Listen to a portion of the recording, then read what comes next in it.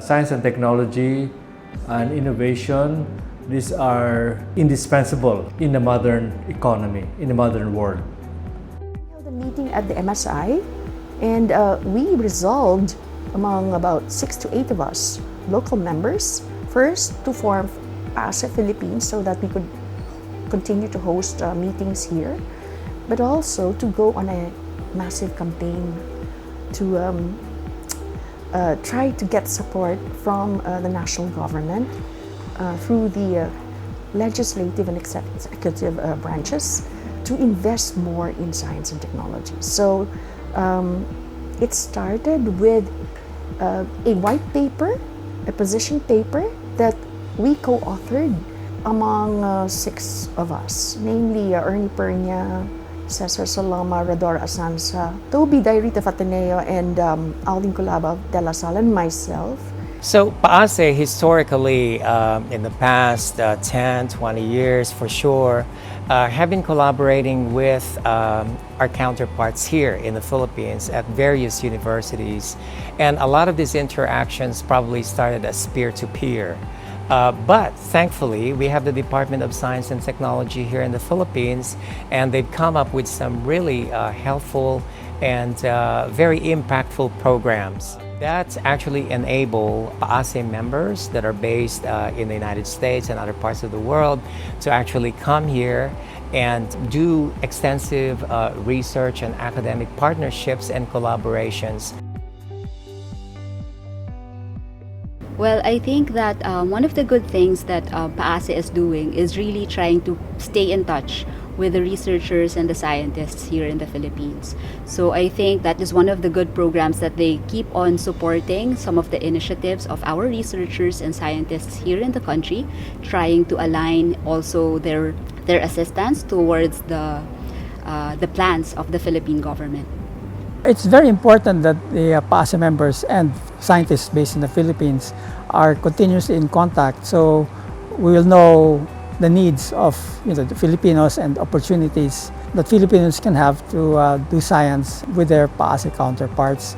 So these interactions, such as the conference that we're holding and the annual conferences that we have. The Philippines and the scientists there have very unique perspective that adds to discoveries and inventions, advancing in general the field.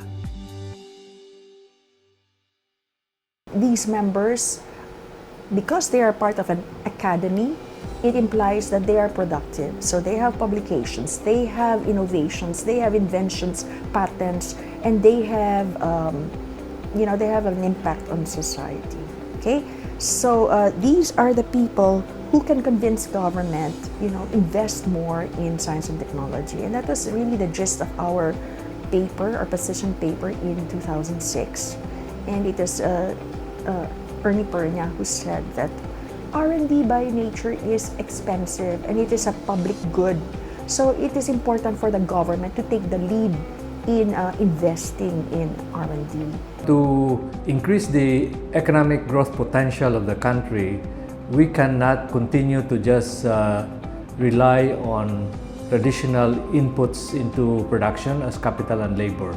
We also need to develop our expertise in science and technology and innovation so that we can come up with new systems, new ways of doing things. I think that science, researchers, industry, and even the government is really like an ecosystem of knowledge. So I think it doesn't really matter if you're coming from a private institution or a public institution, such as a state university. I think we all have a role to play to improve the research capabilities and scientific knowledge here in the country. I think it is about time for us to realize that one of our roles as academics, as researchers, as scientists, is to actually contribute to that global body of knowledge. And the role of this cooperation among these government agencies really is to be able to attract science and technology, global-based companies to set up shop here. And that is really key in terms of developing the science and technology innovation ecosystem in the country. Particularly because there's that deep desire. And what PAASE does and can do more of is to promote this relationship between its members. We really need to ratchet up the appreciation, the recognition of the importance of science and technology and innovation. And we are all trying to attain what we call the common good, the greater, higher, long-term good of the Filipino people.